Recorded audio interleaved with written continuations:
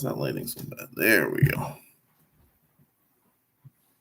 Good morning. Today is Sunday, December the 4th, 2022. I don't know why I start with the date every single one of these. I guess one day maybe I'll look back and I'll wonder what day it was. So having the date there is handy. Anyways, good morning. We're approaching the end of the year, and the holiday season is upon us. It's an exciting time of year to spend with friends and family. I think it's probably a favorite for a lot of people. I know I certainly enjoy the holiday seasons.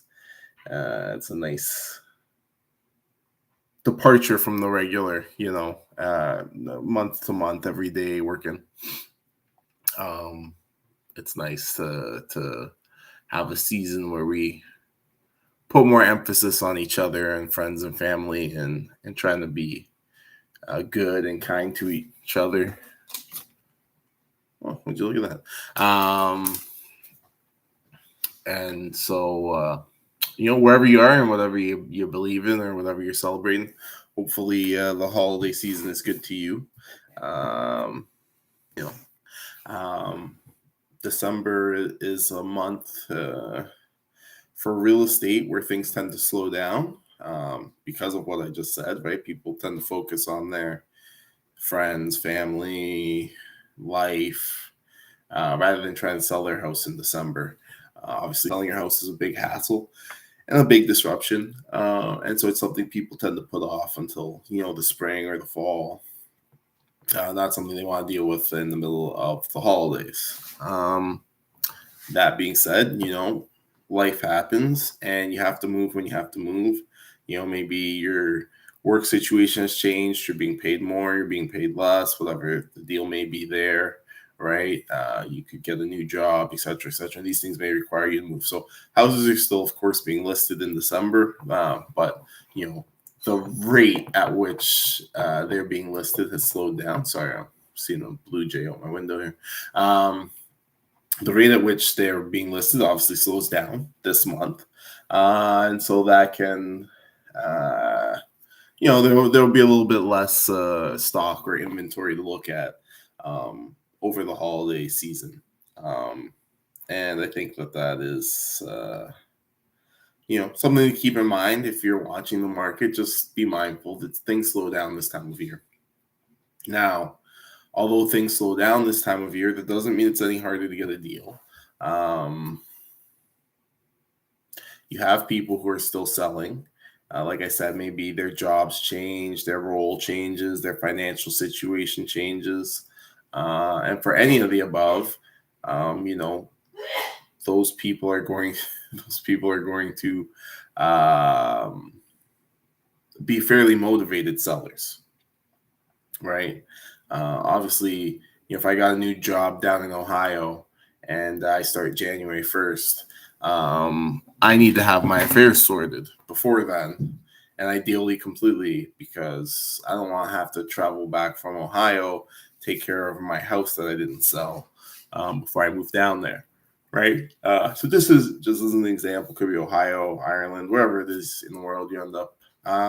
Right. But in that case, I'm now a motivated seller because whoever I end up dealing with in the month of December, I want to close the deal with them before the month is up so that I can go and I can be free. So it's always important to understand what motivates a seller, right? If you're a buyer, it's always important to understand what motivates a seller. It's obviously more important when you're negotiating directly with them than when you're dealing with their realtor. But in either case, it's good to understand what's motivating the party that you're negotiating with, right? And understanding that the profile of a seller who's selling in December tends to be different. Doesn't have to be, especially because it's a multicultural city. So not everybody's caught up in the holiday season, but tends to be a very different seller than you'd get most of the other times of the year, because most people will try to avoid selling this month if it's feasible to do so. And so the people who are really listing their homes for sale, entering into December, are people who have to have their houses sold by end of December or maybe early January, something like that. They're up against the deadline. And that's something that can, of course, be leveraged because you can negotiate on price, but you can also negotiate on terms, right? That's something that can be leveraged in your negotiations to try to get the best price that you can for your property, right? So that's something definitely to be aware of, right? What's motivating people. Certainly, if you have read Chris Voss's Never Split the Difference, right? He's of the opinion that you haven't really started a negotiation until the other party says no, right? In order for there to be a negotiation, you have to have an offer and your offer needs to have been rejected, right? So you need to have made the offer, what it is that you want, and the other party needs to say no. And then the negotiation is that dance around why they said no, what motivated the no, and how the proposal needs to change or evolve in order to get to a yes. Right? That's the fundamental basics of Never Split the Difference. And so that's something that requires you to actually understand what's motivating the other party, right? And again, if time is that motivating factor, that may be something of a consideration, right? That may be something of a consideration. So this week, I want to recap a little bit and just talk about the 4 streams, kind of do a bit of a recap, I guess, on some of the fundamentals, a bit of a primer, I suppose, going into next year. Maybe we can do a whole series where I revisit some of the fundamentals and maybe come up with some better ways to visualize some of these concepts. I think well, no, let me go back. So let me start with the 4 streams. So as you're probably aware, there are the 4 streams excuse me, on a real estate investment deal, right? These are basically the 4 ways that you make money on a real estate deal, right? There is passive appreciation, active appreciation, principal recapture, and cash flow, right? Those are your 4 streams on a property, right? So what are those things? So in reverse order, cash flow is obviously your cash flow. So income minus expenses equals cash flow. It's pretty straightforward. So if you have a property and that property has a $2,000 a month mortgage payment, a $100 a month landscaping or maintenance fee, $200 a month in insurance, and $200 a month in utilities. I believe that's $500 extra. So that's $2,500 a month total in expenses, right? And you make $2,750 per month in rent, right? Then your cash flow is $2,750 minus $2,500. It's $250 a month, right? That's your cash flow. So over the course of a year, you multiply that by 12, right? Because there's 12 months in a year. So your $250 would become $3,000 a year in cash flow, right? So cash flow is really straightforward, pretty straightforward conceptually, right? And that is how how do I want to phrase this? I was going to say that is ideally how you want to make most of your money, but that's not true. That's more of a value judgment, and that's down to the investor. But cash flow is the thing that makes your properties assets. Without cash flow or with negative cash flow, your real estate stops being an asset, right? Specifically, if you have negative cash flow, right? If you're, let's say, just to make it easy, you're putting in $250 a month instead of receiving $250 a month. So it's costing you $3,000 a year, negative $3,000 a year in cash flow. Well, that's a liability then, right? You're paying $3,000 a year to own this thing, right? Just like a car, right? So it moves your, pardon me, pardon me. So cash flow is going to determine whether you get to list this real estate property, this asset, on the asset column or the liabilities column. Right? If you do a personal income statement or if you do a balance sheet, right, whether or not that property is making positive cash flow or negative cash flow is going to determine whether you list it as an asset or a liability. And obviously, it's desirable to have assets and it's undesirable to have liabilities. So having negative cash flow is not really something you want. Now, because there are 4 streams, you can have negative cash flow and still consider your investment property an asset, right? If the negative cash flow does not automatically make it a liability. But in general, a good rule of thumb is that if real estate is not making cash flow, it is a liability. Even if on your balance sheet it makes you money, possibly through the other streams, it is going to cost you money out of your pocket, right? That $3,000, you have to pay it, right? So even if you make, let's say you have a property that's making $50,000 a year in other ways, but it's got negative $3,000 a year cash flow. Well, every year you have to put $3,000 into it, even if it makes that other money on the other side of the deal, right? So that's an important thing to remember.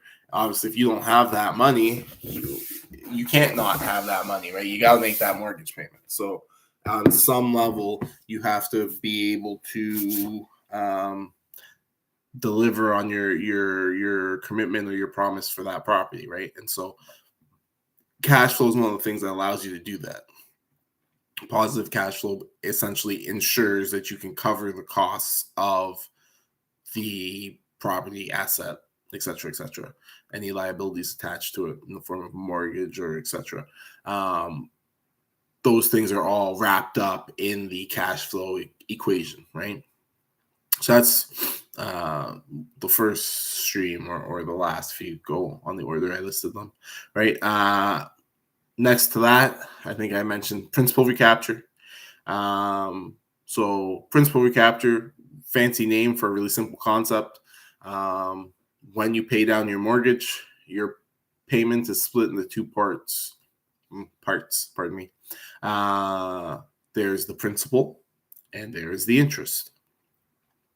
Interest is a fee you pay for the service of borrowing the money.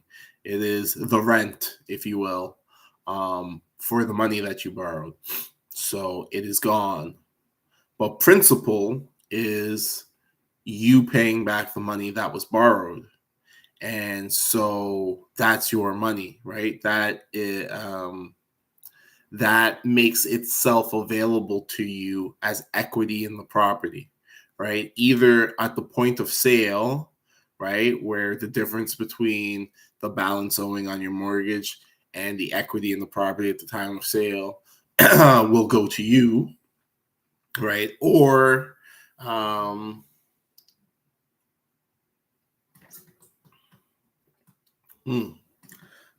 forgive me. Or you could look at it as an annual thing that you pull out with a HELOC or however you want to access that money, right? The fact that there's equity there, it's up to you on how to access it, right? But principal recapture is the equity that is accrued, the money that you gain as the mortgage is paid off, right? So if in a given year, well, let's use prevailing interest rates because let's say in a given year you make $30,000 of mortgage payments at a 5% interest rate, approximately $20,000 of that or so, a little bit less than, will be interest, and approximately $10,000 to $12,000 of that will be principal. So at the end of the year, you've spent $30,000 on mortgage payments, but $12,000 of that went in your pocket, for lack of a better way to put it. It's now equity in your property, which you can access either when you sell the house or which you can borrow against, right? So that's now money that's available to you. So we account for principal recapture as one of the streams, right? Because that's making us money, or that's accounting for money that's being accrued to us just through the process of paying off the mortgage, right? And if we have tenants in the property paying that mortgage for us, right, then they are obviously paying that interest payment, right, all $20,000 of interest or whatever, but they're also paying that principal or equity payment, right? And that money is, again, ours at the end of either the mortgage or whenever we choose to refinance to access that equity that's been built up into the property. Right, so that's cash flow and that's principal recapture. The other two were active and passive appreciation. I'll talk about them together because they go together, right? You can see they both have the term appreciation in them, so you know that they're similar concepts, right? And pardon me, and they are. Active appreciation is the growth in property value based on active improvements that you, the landlord, engage in, or you, the property owner, engage in, right? So if you renovate your kitchen, if you upgrade, upgrade, right? If you are installing upgrades and otherwise improving the property, right? This is your active appreciation, right? That's improving the property value. If you spend $50,000 to renovate the kitchen, right, and you go on the market to sell the property now with this $50,000 kitchen installed, and let's say you didn't do a very good job, just as an example, and so when you go sell the property, people are willing to pay you $30,000 more for the property, even though you spent 50, right? That's why you did a bad job.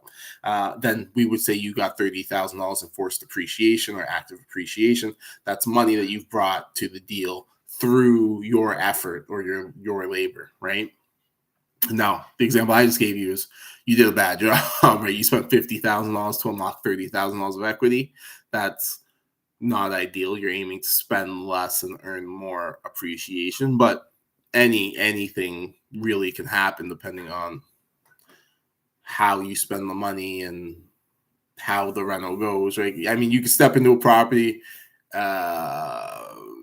determine that there's $50,000 worth of work to do, get in there, start opening up walls or what have you, discover some problem that adds, $30,000 of expense to your project, as an example. And that solving that problem may not actually bring any equity to the property, right? As an example, a property that I have, the property was retrofitted from old plumbing.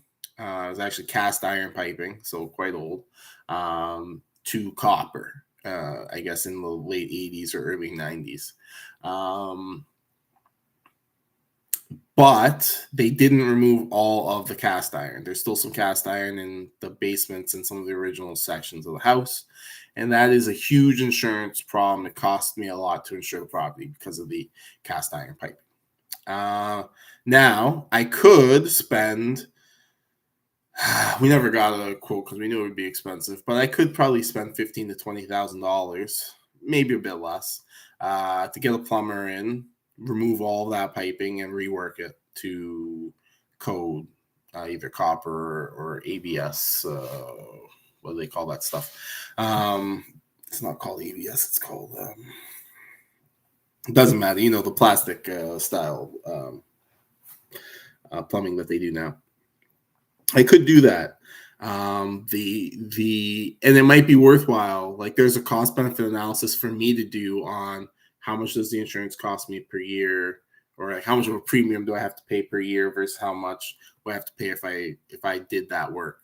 But in terms of taking that to the market, right, when I go to sell that property, if I say to you, oh, hey, by the way, I don't have this type of plumbing, I have that type of plumbing, there is a value to you as well, right? Because you can also do the cost benefit of what it would cost you in insurance to have the house the one way or the other way. But in general, it's not something that you care about. And depending on your profile as a buyer, when I'm going to sell that house, it may be something you don't even consider, right? So in the case of this property, it's a multifamily, which means I'll sell it to another investor and they will care. So there may actually be some benefit for me to do that upgrade or that improvement on the property. If it was a single family or a duplex, then there'd be almost no chance that the following buyer would care. Most people wouldn't even think about it as a residential purchase.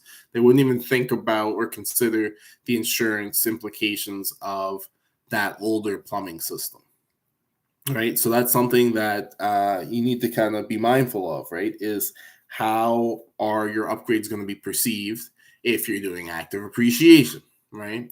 But that's kind of getting out of the depth here because I'm just trying to do it again. So active appreciation is basically the value you bring to the property by working on it, right? The value that you bring to the property by improving it, and it's that category of improvements, let's say, that are under the landlord or the property owner's control, right? They are active, and then of course there's passive appreciation. That's the thing I think everybody's most familiar with at this point in time, just because the last few years have been really great for passive appreciation, right? That is, you buy the house, let's say for $1 million, and in a year from now, it's worth $1,030,000. That $30,000 is passive appreciation, right? You didn't do anything for it; it just happened. You passively, right? The property appreciated and it's now worth more just because of the passage of time, right? And we know that there is a what do you want to call it? A premium that is paid for immediacy, right? This is true in all things. It's just an economic principle, right? If you want something today, it costs more than if you want it tomorrow, generally speaking. And we know this. That's why there are interest rates, and interest rates are a calculation of what it costs to have the money for something today versus tomorrow. So there is a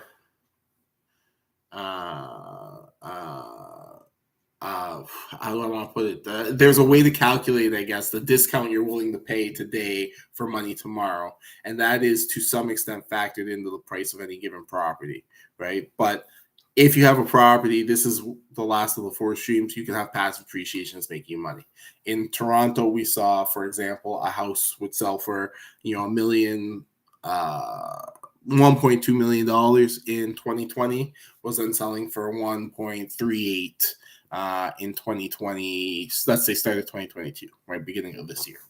And so all of that price growth, that wasn't obviously something that the landlord did. It's not something that the owner did. That was just the market and market conditions, right? And that obviously is something that fluctuates up and down and can be challenging to predict, right? So it's not necessarily something that you should be relying or focusing upon, right? But it is something that you should be aware of, be mindful of, because it's one of the ways that you're going to make money on your property. Now, I wanted to recap these things because last week I received a question, actually, from Sean, and his question. I'm so sorry. I don't have the email open here, but the gist of his question was, I made an example of an investor who wanted to purchase property, right? And they were looking for a deal where they were going to make their $80,000 in a year. And Sean was basically asking, say it's a great example. Where do I find this $80,000 a year property, right? Or $80,000 in 1 year, maybe not a year, but at least make that money in 1 year. A year is a little different because they make it consistently in that. Maybe those are two different things, right? Making $80,000 a year versus making $80,000 in 1 year. They are different goals. So let's stick with $80,000 in 1 year, not $80,000 a year, right? But I had said basically, if you're an investor, you might be interested in doing your deal. You might want to do one $80,000 a year deal, or you might want to, whatever it is. It's basically talking about slowly building up your wealth, right? And how you can, as an investor, do maybe, let's say, 80 grand per year. And in 10 years, you're $1 million richer, right? But essentially his question was, well, how do I find, or how do I locate, or how do I source that deal, right? Because I see deals on the market and there's the potential for making, absolutely. But I don't know if there's quite as much potential as you're talking about, right? So I I thought a little bit about this question, and I wasn't quite sure how to address the question, how to answer the question. So I thought, well, the best thing to do would be just go find a deal, right? That makes the most sense. So I'm going to present to you oh, that's probably not the way to have done it. Hold on. I'm going to try to present to you a deal that I have found, and we're going to go through it a little bit and see how we make this work. So I've actually found a property in Brampton that I'm going to share with you. It's 13 Masters Green Crescent in Brampton. This is a real listing. You can go buy it today. And we will talk about this deal. Now, don't go buy 13 Masters Green Crescent in Brampton. We will see why in a second, as soon as I get this PDF to open and then I share my screen with you. That's not what I wanted to do. Come on, computer. Open with Chrome. There we go. Okay, so how do I do this now? I want to present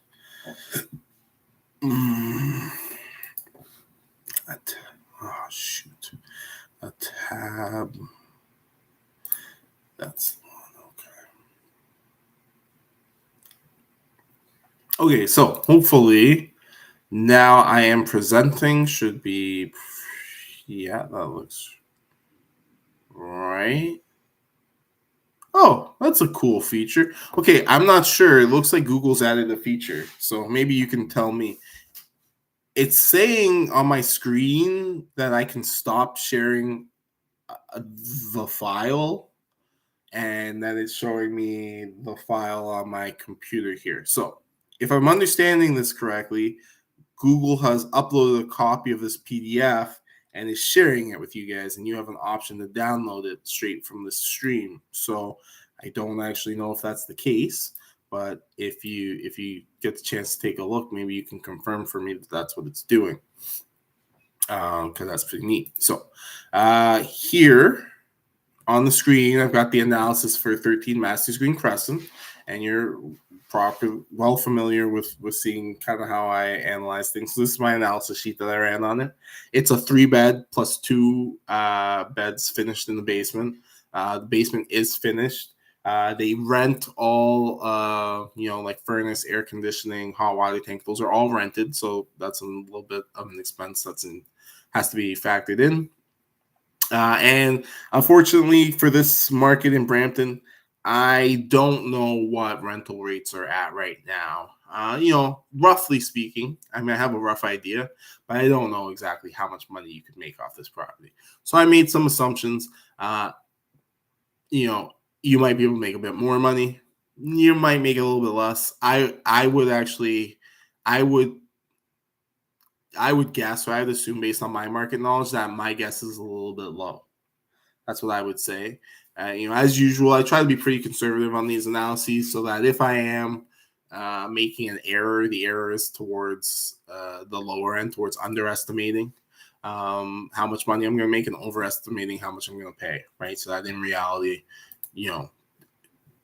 I lose less money on my analyses, right? So here the same is true, and it's possible I may have been too conservative for something. So let's just go through really, really quickly.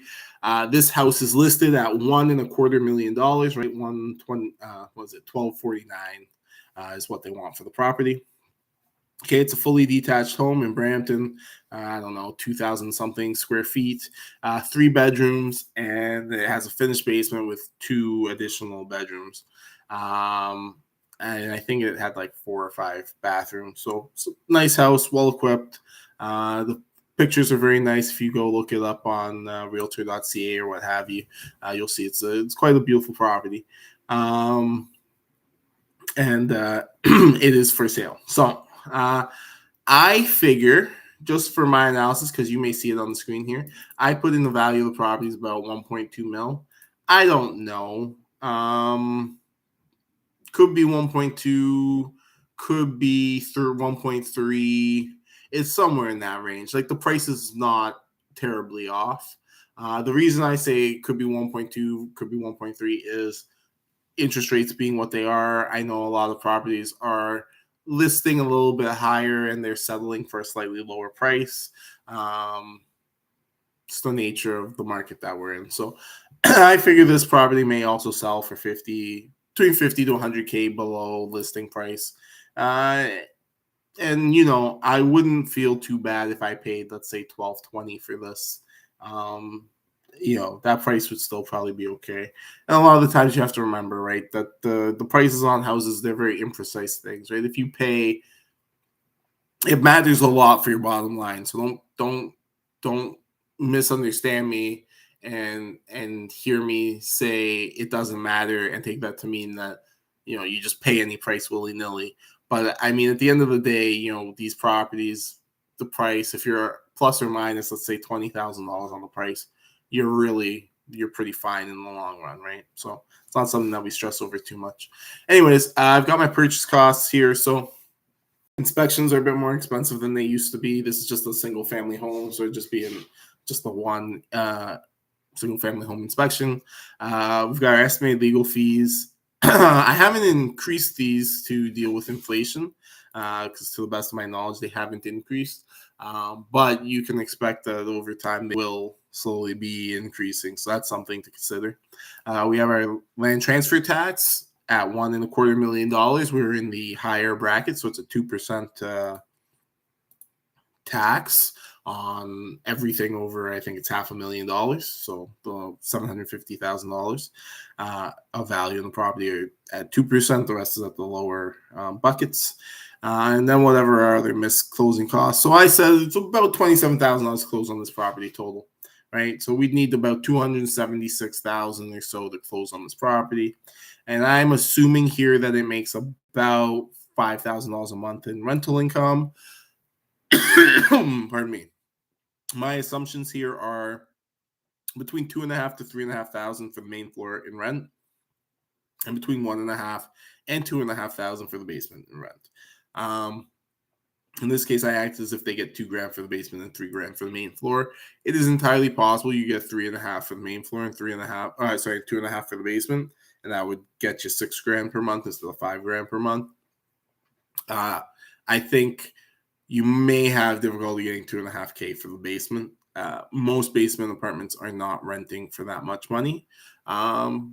But again, in this market, prices have, rental rates have been on the climb quite a bit.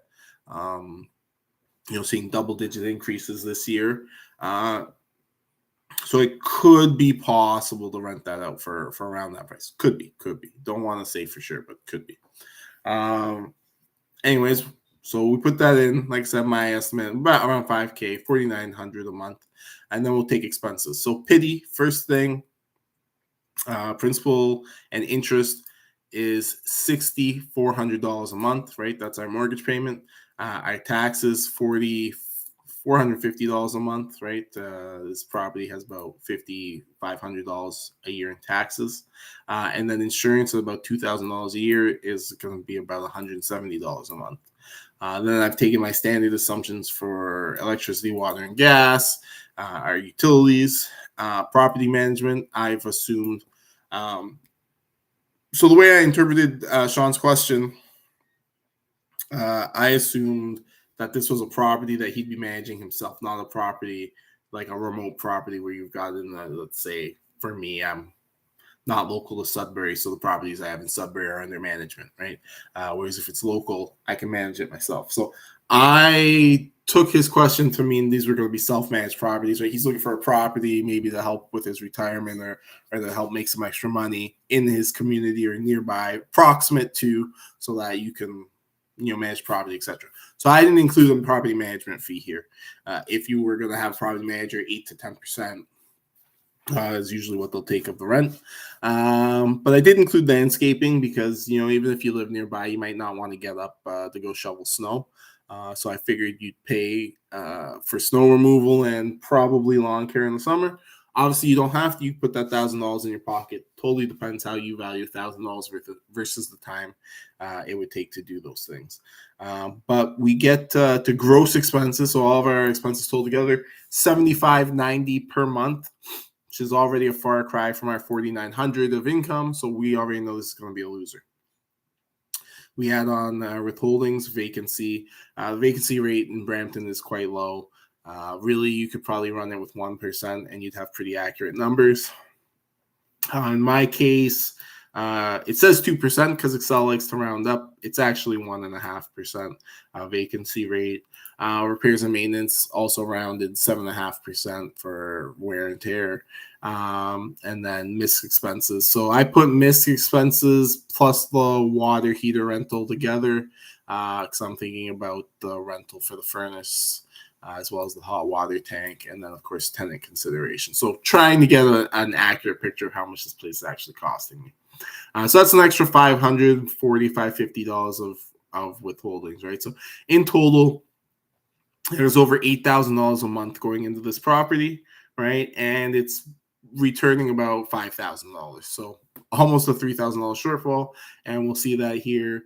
Pardon me, my net cash flow is actually negative $3,231 a month.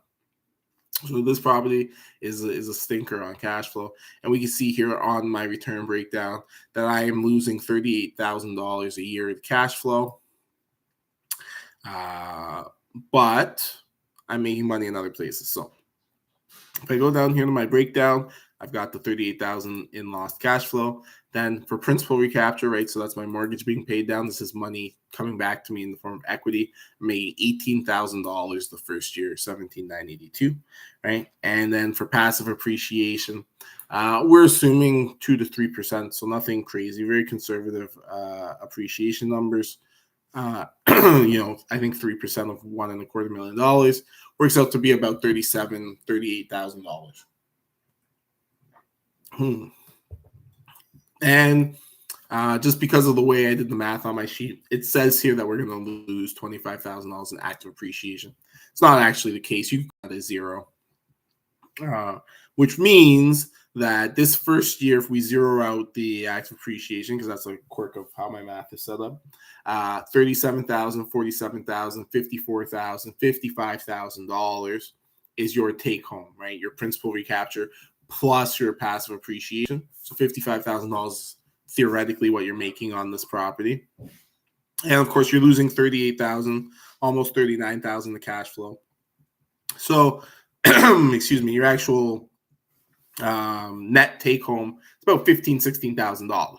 Okay, it's a far cry from the $80K that I mentioned as part of the question that I'd been talking about the previous week. So why show you this property, and then how do we get from here to an actual deal that is making us $80K in a year, right? Because that's the goal here.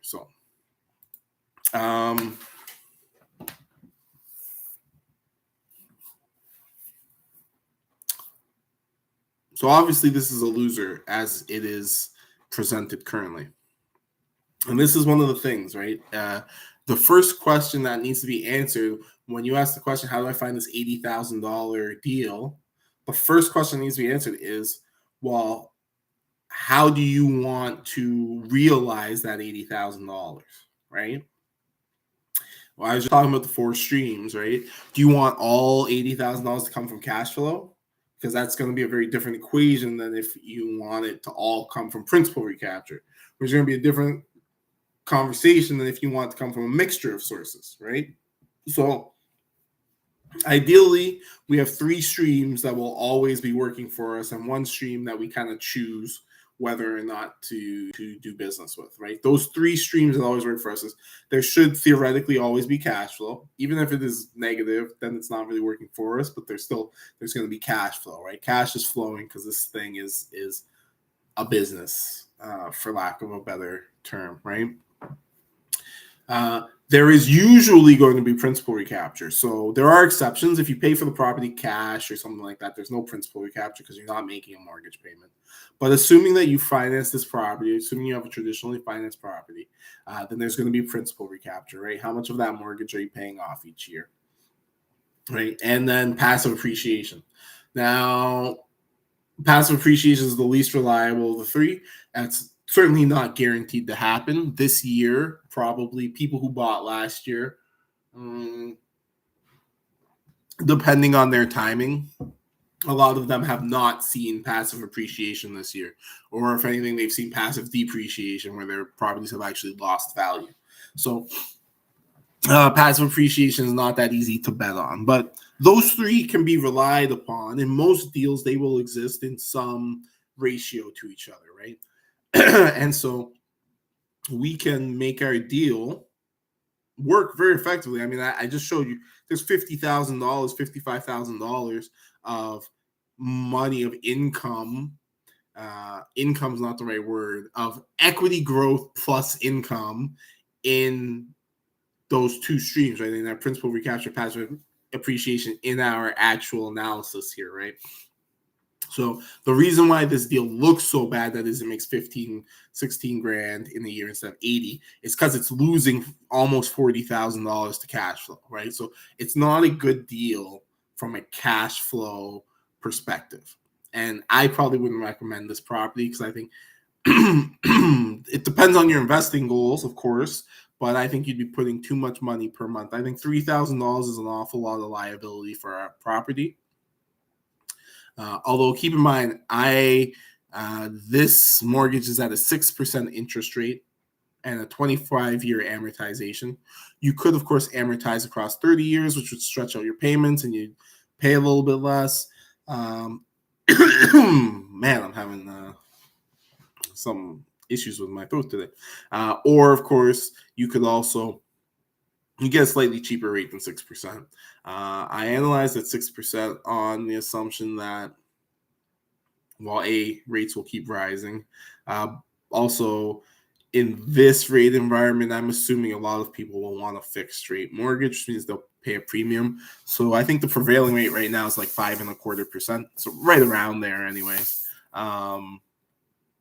So 6% is just leaving a bit of a buffer if you wanted to go for the fixed rate, or, if it takes a few months to put a deal together and interest rates climb another 50 basis points or 75 basis points. So just so you're aware, that is the interest rate that was used to calculate these numbers. So how do I go about this deal to make $80,000? And to do this, I am going to change the screen here for a second because I'm going to show you on my computer here. So my entire screen. So there are a few different, that's it. There we go. So there are a few different ways, or there's a different way I'd like to think about this deal. So now I think you can see my computer screen. So you should see Excel right now. Hide that. And this is actually that very same deal. So if I go back to my output sheet here, see, so same deal, 13 master screen crescent. This time I'm going to go over to my offer sheet where you can do comparable offer analysis. And I've got 3 offers put together for the same exact property. Okay. So the property is listed for $1,249. So my first offer is paying the listed price. My second offer is a $50,000 discount, so paying $1.2 million. And my third offer is a $100,000 discount, paying $1.149 million. Okay? Those are the 3 scenarios that run side by side. And it doesn't take a genius to tell that offer number 3, which is the lowest price one, the $1,149, is the best deal in terms of cash flow and passive appreciation and principal recapture. And it's actually not the best principal recapture, but overall it pays the highest return. And we can actually see here, if I pay market value according to my calculations here, then you're going to lose about $5,000, right? At the end of the year. If you you get that $50,000 discount. Then at the end of the year, it says you'll make about $46,000, $47,000, right? After all the expenses and taxes and stuff, that's important to keep in mind. $46,000 at the end of the year. So that's okay. $50,000. Basically, you got $50,000 discount, and that $50,000 went right into your pocket, right? Third offer, same thing, right? We got $100,000 discount here. Annual return, my sheet says it's exactly $100,899. So, my sheet's doing a bit of math there to take out things like land transfer tax and then closing costs, right? Try to factor those in on your annual return. So about $100,000 after all said. So that's not too bad either, right? Because it's all taking in the account here, passive appreciation of 3% and everything. So obviously, offer 3 is the most attractive. I know what you're saying or thinking. You're going, hey, Aaron, I know if I pay $100,000 less, then I'll make my $80,000. That's of course, but how do I do that, right? That's not necessarily super feasible. Well, let's talk a little bit about how real estate gets sold, right? Because this offer number 3 here is definitely very attractive, and I recognize that, you're just going to ask someone for $100,000 discount. That's going to be difficult. Chances are you won't get that discount unless if the property is actually worth less than what it's being listed for, in which case the discount isn't really a discount, right? I understand that.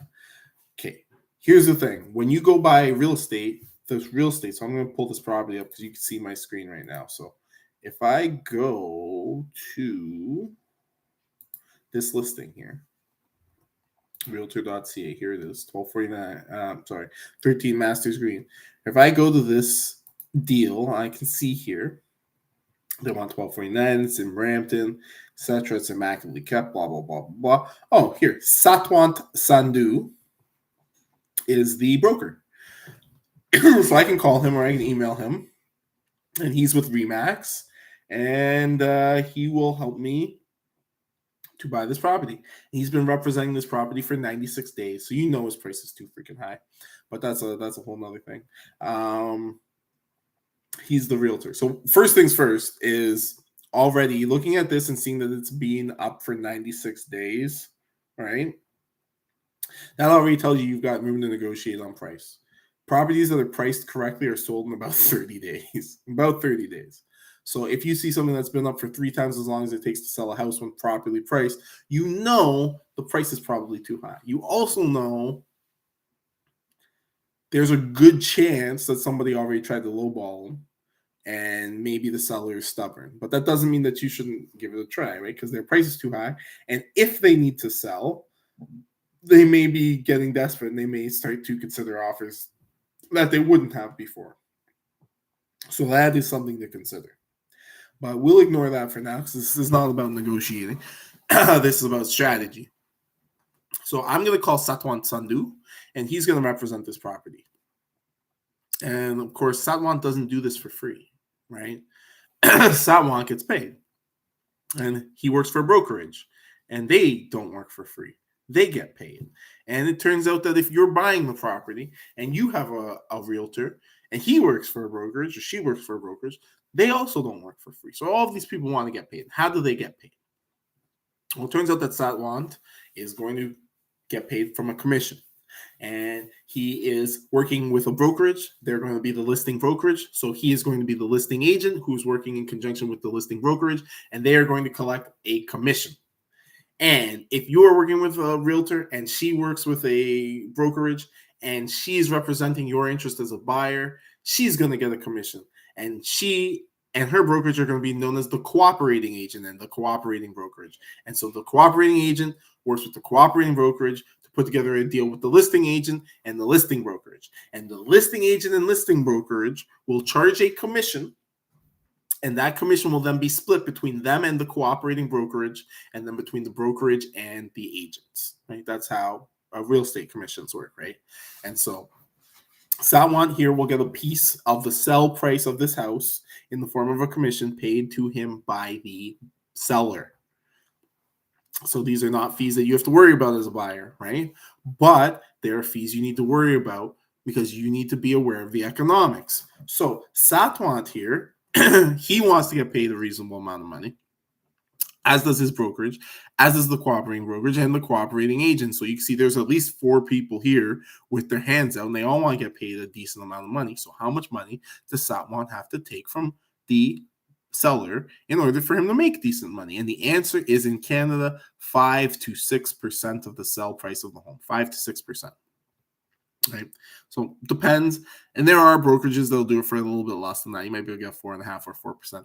Typically speaking, the way it works is about 3% will go to the listing brokerage and listing agent, and about 3% will go to the cooperating agent and the cooperating brokerage. That's about how it works. Sometimes it's a 60-40, sometimes 50-50. It'll depend on the individual brokerages. That stuff is really not relevant to you. What is relevant to you is the overall commission, which is usually 5, 5.5, 6%. Those are the numbers that you'll see. If you purchase this property today, $1.249 million. Let me just, can I pull up my calculator real quick here? So if you do that, right, 1.249, there we go. And we multiply that by 0.06. So 6% commission. That works out to $74,940. So that, it turns out, is how much money is going to come off of the top of this property to pay out our realtors, our brokers, our brokerage, etc., etc. And for the most part, realtors are worth it, right? A realtor is going to help you sell your property. Like I said, they're going to get your property sold on average, if they get the pricing right, in about 30 days. It's great. If you're a seller of a property, I am not at all suggesting that you don't work with a realtor. Case-by-case basis. They bring value to the table, and it's really up to you. You've got to determine whether or not they're worth this $75,000 that you're going to pay them. And in a lot of cases, they are. But what you need to understand as a buyer is that you're paying a $75,000 tax for this realtor. The realtor may be adding value, right? Certainly, I wouldn't see this listing on realtor.ca if there wasn't a realtor to have input this information, right? So there's an example of a way that they're adding value. Now, you're probably thinking in your head, yeah, well, for $75,000, you could do a lot more than just set up a pretty basic website. And, I agree. Obviously, that's a year's pay for a lot of people. And the realtor's not getting that. Like, so we're clear, right? The 75 is going to be split in two. It's going to become $3,250. And that's going to be split in two again. That realtor might walk home with $15,000. They may even walk home with only 10, right? But just so you understand how the commission is broken down and how much money is coming out of the deal. So my $1.2 million property is actually worth $75,000 less than what I'm selling it for, because I've got to pay that out to the realtor. And it's worth even less than that because of taxes. But let's just really keep it simple, right? So I've got my $1.25 million property, and now let's subtract that $75,000 from it, right? This property is valued to the seller at $1,174,000. And we know this because when they sell it to you for $1,249, this is how much money they're actually going to net. So you as a buyer can be smart. You can be strategic. You don't need the realtor, right? Once you know you want to buy something, you don't need the realtor. Now, this property is listed with a realtor. The seller has a contract with the realtor, and the seller is going to most likely put the sale through the realtor once it's listed. So your options are one of two things. You can see a listing like this, wait for it to expire, and then contact the seller, in which case they're no longer obligated to work with their realtor, and they can buy the property from you without paying that commission. And now you can use that 6% as a negotiating chip when talking about the price, because the reality is that if they sell to you without a realtor, they make $1,174,000. Or if they sell to you with a realtor, they make $1,174,000. So it's basically the same to them, right? Except that you're willing to close at $1,174, whereas you're not willing to close at $1,249. So the realtor's costing them the sale in that particular scenario, right? So that's one option, right? I said you can let the listing expire, right? That's what I said. So yeah, you can let the listing expire. You can reach out to them. You can try to buy the property that way, right?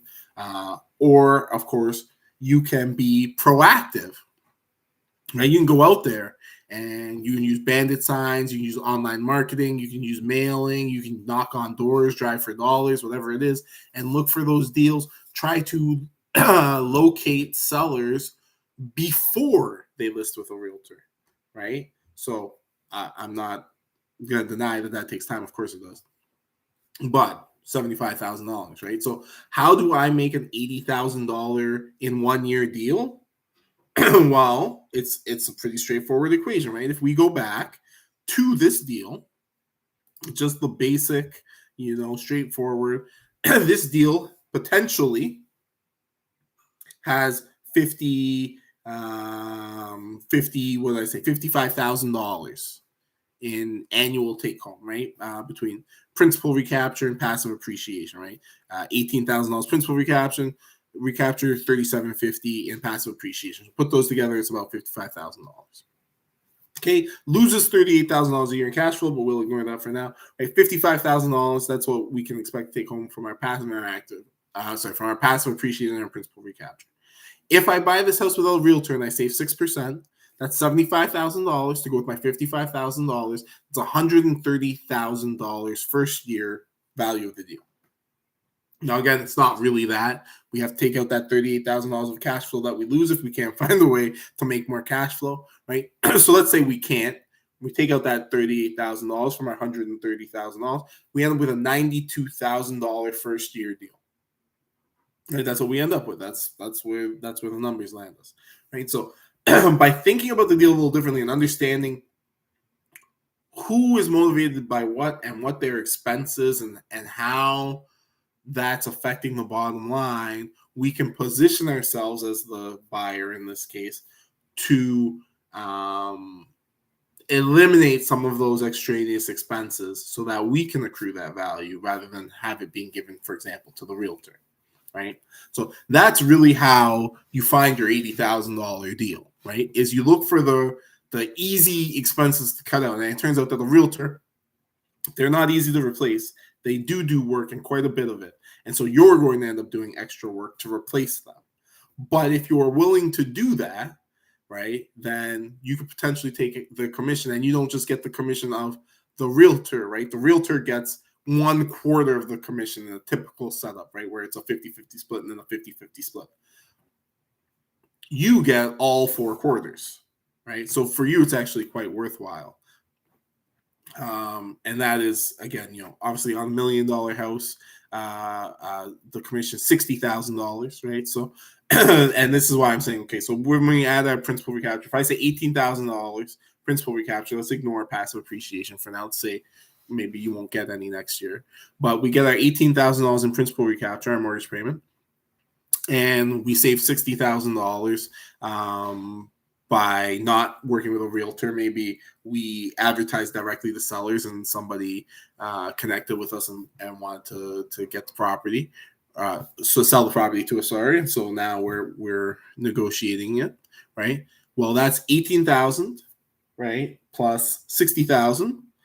That's $78,000. So there we are. We're $2,000 shy of our $80,000 target again, right? So and theoretically you might have past appreciation. There will be other ways to make that up. One thing I can think of for sure is I think you could get the cash flow. I think you could definitely work on this property to increase cash flow a little bit, not too much. You couldn't get this thing to break even, I don't think, but there are certain things you could probably do to make cash flow a little bit better.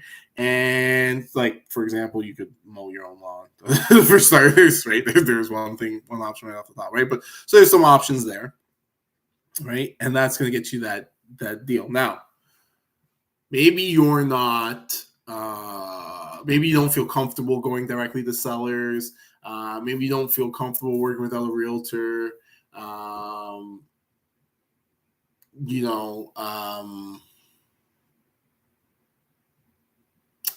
Okay, how do I want to phrase this actually? Because I don't care if you don't feel comfortable. Like there are, I don't mean that in a bad way, but I just mean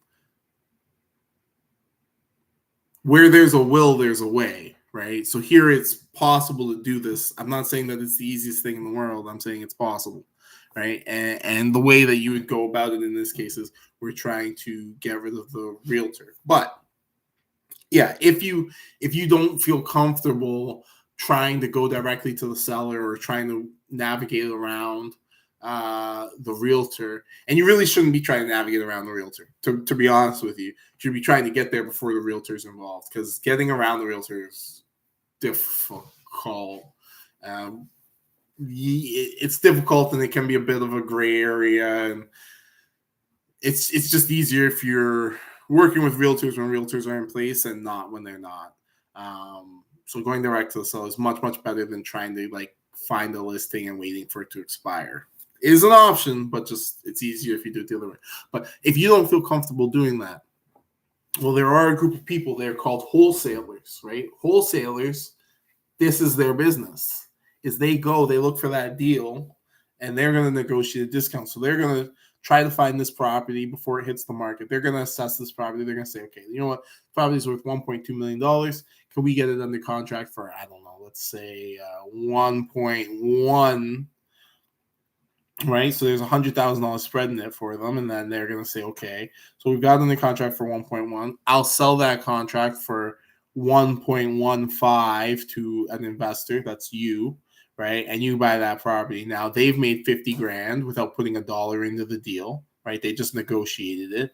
You paid them $50,000 for their expertise in negotiating, but now you got a property. In this case, totally made up scenario, but in this case, you got $100,000 discount. So you got the property for $11.49 instead of $12.49 by buying it from that wholesaler. And the wholesaler was such a good negotiator; they got $150,000 discount, but they only kept $50,000 of the discount for themselves. They passed the other $100,000 on to you so that they could sell the property quickly and not have to put any of their money into the deal. That's what wholesalers do.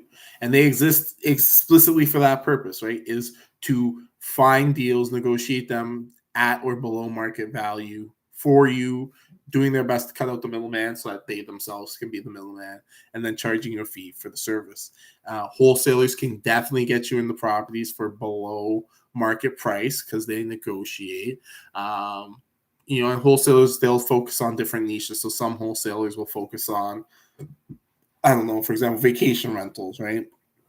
Some may focus on condominiums. Some may focus on specific geographic areas, et cetera, right? But if you don't feel like you want to do these negotiations yourself, which is where the most money is, of course, right? If you do it yourself, then you're not paying other people for the service, so you're going to make the most money.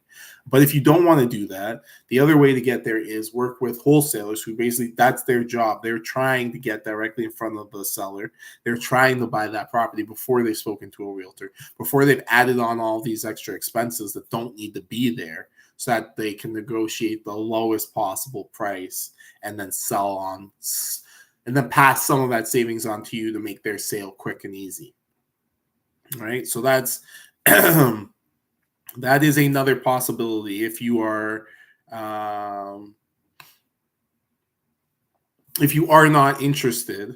Let's put it that way. If you are not interested in negotiating out the deal yourself, and of course, understand how and why you might not be, right? Because it does add an amount of work to the process that it's the type of work that not everybody is necessarily going to be comfortable with. But if you want to realize that savings and therefore have those deals that can make you that kind of money, that kind of return in the year, then there are people you can work with who will help you. And again, they're called wholesalers, who will help you to do that. Now, wholesaling, if you're unfamiliar, if you're going to go maybe Google it after the seminar or whatever, learn some more about it, is more common in the United States than it is in Canada. It does happen here as well. It's just less common. So when you Google it, you will probably find more information about wholesaling in America than you will here in Canada. That's just par for the course. But it is something you can do here. Now, the reason why it's more common in the States is because there is better access to information being one of the key things that wholesalers leverage in order to buy and sell. So there's more access to market data in the United States, so it's a little bit easier to do. Also, in Canada, realtors are very litigious, and they have a very incestuous relationship with our government, wherein they've lobbied heavily to have the government protect their interests and make it very difficult for Canadians to sell without realtors involved, and they've made it quite easy for realtors to basically sue for fees and other things, even if they don't actually end up providing their service. And that's why I said it's easier to get the deal before they list with a realtor than after. In Canada, realtors are quite protected or propped up by the government, even if they don't really perform their duty, because that's the way Canada is set up. It's we have goofy laws here from silly people who don't really understand the laws they're setting up or the laws that they're engaging with. So that makes the market a little bit smaller in terms of wholesalers, but it does still exist here, and you can still absolutely do that. So hopefully that answers the question, right? That lays down how you have to conceptualize the deal to actually make it profitable in that time span, and how it's absolutely possible here in the GTA to buy a property and make $80,000 on it in 12 months time. I mean, it's a bit of a misnomer to say you're making it in 12 months time, because the majority of that money, as I showed you in my example, none of it's cash flow. So most of that money has been made the day you buy the property. And that's such an important thing to remember, right? Is like you make most of your money in the buying, right? If you pay the right price for the right property at the right time, you make money. That's the primary thing.